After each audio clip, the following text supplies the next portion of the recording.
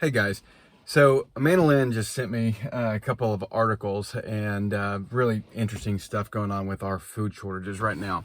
So the price of corn, soybeans, wheat, all the kind of those grain cereal staples. Well, soybeans not really, but you get what I mean. The those traditional crops that we eat a lot of in America and that we use for a lot of different things, right? We use corn for ethanol. 95%, if I remember right, 95% of corn is actually grown for cattle and feedlot consumption. So it's not even actually really that digestible to us. But anyways, the prices of these are up between about 20 and 30% for the farmers. It's not including all the middlemen that have to make profits on top of that. The farm table prices, so the price of them to actually produce it, is up between 20 and 30%. And so that price is going to carry over to us, but it's not going to carry over to us in the form of 20 or 30% increase on our food. It's going to carry it over to us in the form of like a 50% increase in food.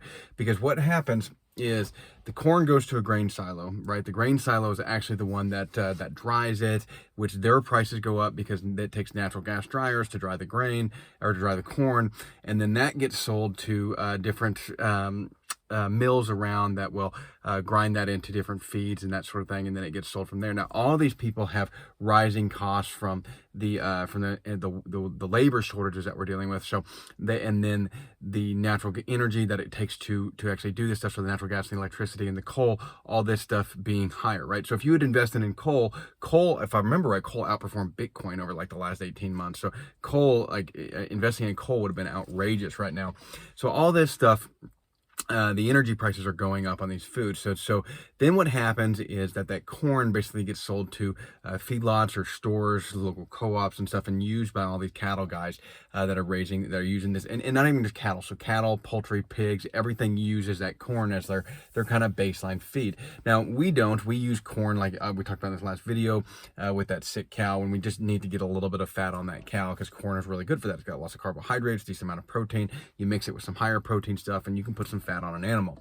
It's why they use it in feedlots. It's a great thing to just pump in there, and it's cheap, but this is going to drive the price of the beef up. So then after the corn is fed to that beef, right, the cow is then fattened. Then it's sold to the processor. The processor then is the one that's actually making the kind of the bigger bucks right now, but the processors are dealing with the massive labor shortages. That's why we got all these labor shortages and all these beef prices going up when the processors prices, when we saw all this stuff about the processor shutting down. That's why that was so catastrophic, because they're the next link in that chain. And then it goes from the processor and it gets shipped out, and that's where it goes from the Kroger's to the Walmarts to the whatever local grocery stores you have, and so they're sent out as that's the supplier basically, and the processor and the supplier are usually going to be one and the same. There are a lot of hands in there that touch that. All of those labor prices have gone up. There is a lot of energy consumed in doing that. All of those labor prices have gone up. So that's why you're going to see at Walmart, at the end of the day, when you go buy a steak from Walmart, not only has Walmart's price gone up, so they got to add theirs on top, but all the processes in the supply chain have gone up, and it's rising the prices. Now, we do import beef from China, which to me seems very odd, but we import beef from China.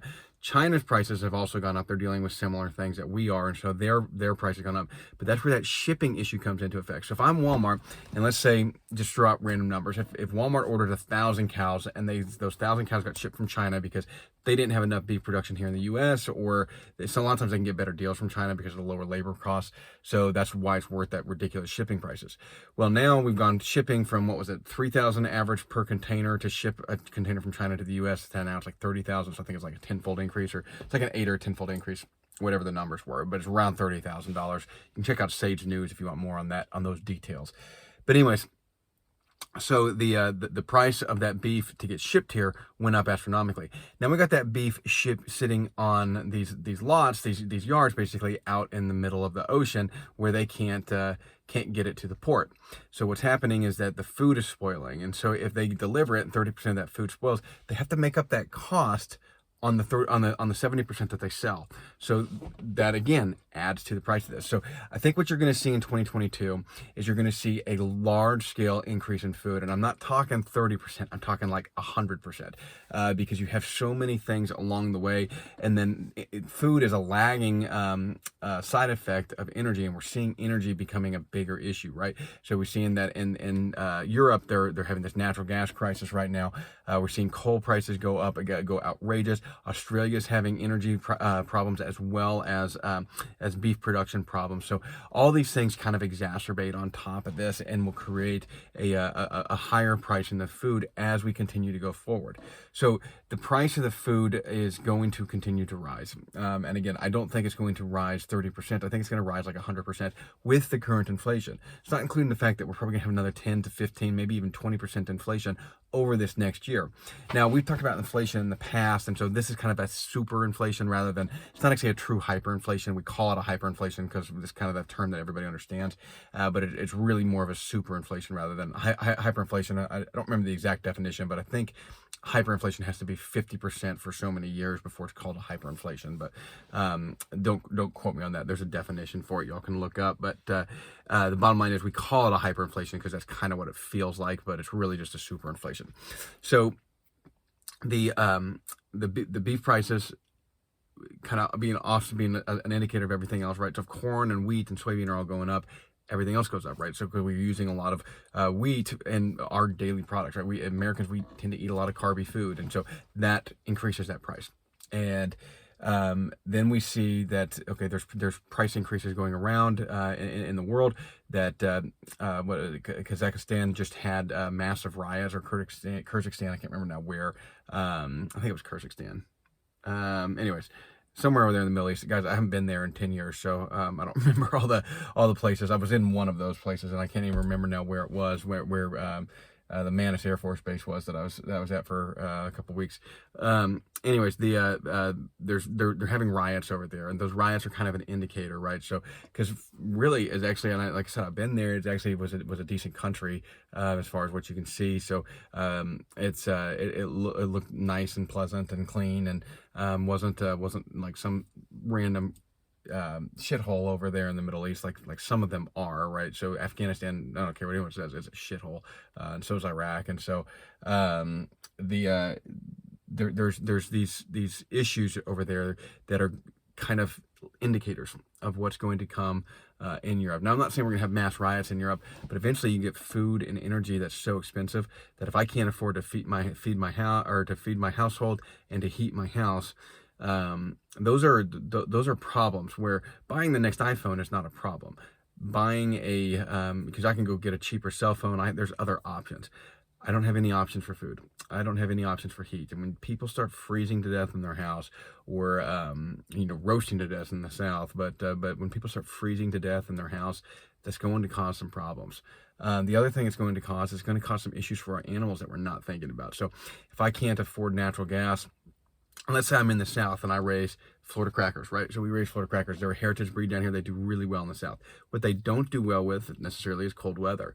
And so if you get a big cold spell, one of the things that some ranchers do, we don't, but we raise our animals to be a little bit tougher. But some ranchers will get their animals inside a barn, a little bit of heat in there, with IR heaters from electric resistance heaters, natural gas heaters, stuff like that, propane heaters, and in those prices actually can affect them as well, especially if they can't get the heat to the animals. So it can create some issues. Not such a big deal with cattle, but it can be a bigger issue with pigs. Pigs are a little bit more susceptible sometimes to that cold weather, especially modern commercial pigs. Modern commercial pigs don't have fat on them the way that pigs are genetically designed to. Modern commercial pigs are much more meaty because we obviously don't want the fat. So if you see like our heritage breed pigs, when we raise heritage breed pigs, they have a layer of fat on the outside of their body that's like 2 inches thick. I mean, they're great for lard if you're going to render lard, but most people don't eat lard, and most people don't want the heritage breed because they're slower growing, and so they don't work very well in a commercial operation. So you raise commercial pigs. Well, commercial pigs are not as tough as heritage breed pigs. Heritage breed animals are far tougher than commercial breed animals, like generally across the board, right?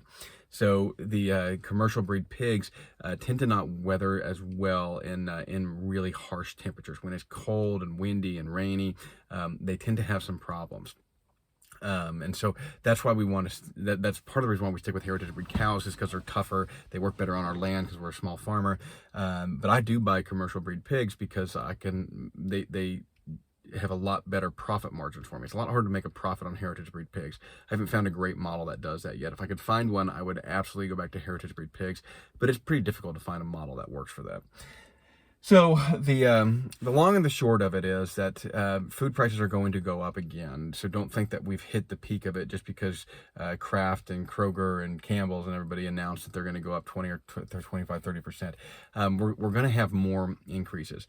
One of the solutions for this is getting with local farmers, because our prices haven't gone up that much, right? So our prices, I think, to the beef that I sold just the other day to somebody, they out the door, their price for everything was about $9 a pound. Now that seems high for ground beef, because everybody's gonna say, well, that's double what I'm paying at Walmart for ground beef. Well, for one, it's a significantly higher quality product. It's not even comparable. It's like comparing a Lexus to a Saturn. But even if we said the quality was the same on both of them, the fact is that, yeah, your ground beef is definitely cheaper if you go to a store rather than to somebody like me.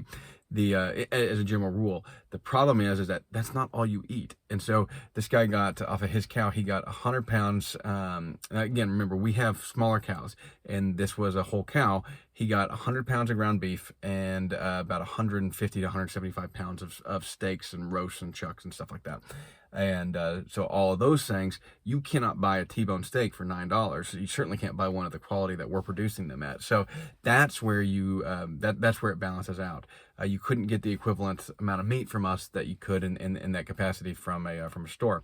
Now, one of the things that we're going to be having in the future is our cull animals, right? So the animals that we don't want to keep breeding because they don't have the breeding characteristics that we want. Well, I can't sell those as seed stock to somebody else because that wouldn't be very ethical, right? To sell them the crap that I don't want. And sometimes they have trouble putting on meat, or you get real stringy, real tough steaks, and so we don't want that either. So when those animals can go to butcher, and I can say, hey, I want the whole thing in hamburger, and then I sell it as at 50-pound batches.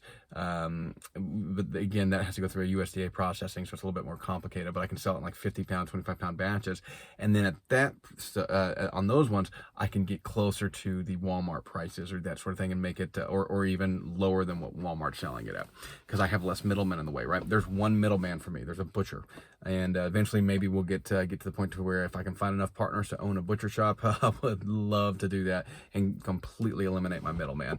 We would do, if we did that, we would do all custom cut, and nothing would be USDA processed, and we'd do it right out the door that way. But again, that takes a little bit more people involved with it. And so maybe we'll get there eventually. But bottom line is, guys, is that your prices on food are going to be going up. There's just no way around it. And so I highly encourage you guys to, if you're not putting away some stuff, some hard assets, some Bitcoin, buying shares in some companies, not on the stock market, not some derivatives of shares, but actual legitimate shares in some smaller companies that have good models, buying things like gold and silver, buying hard assets that can take care of you, stocking up your wood piles, buying a propane tank instead of being on natural gas.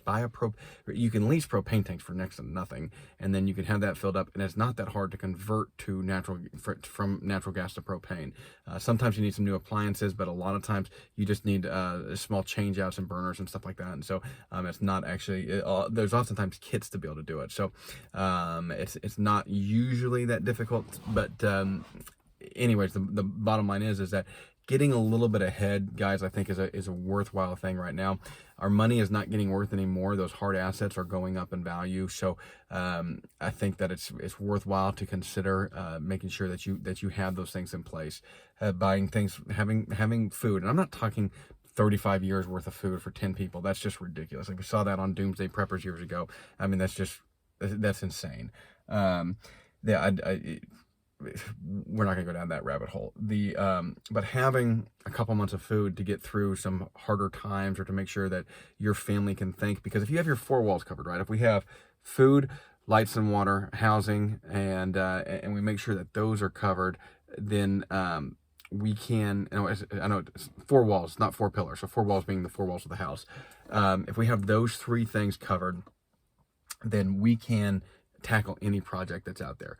We can, at that point, we can jump through and make sure that we're able to find work, we're able to produce some food, right? Because it takes time to produce food. You don't just throw seeds in the ground and have food next week. And oh, by the way, it takes time to learn how to garden, how to farm. That's not a skill you're going to master in 1 year. You're not just going to throw the seeds into the ground and have tomatoes the next year. It doesn't work that way. You have to actually learn this process, and it's a hard process. It's not easy.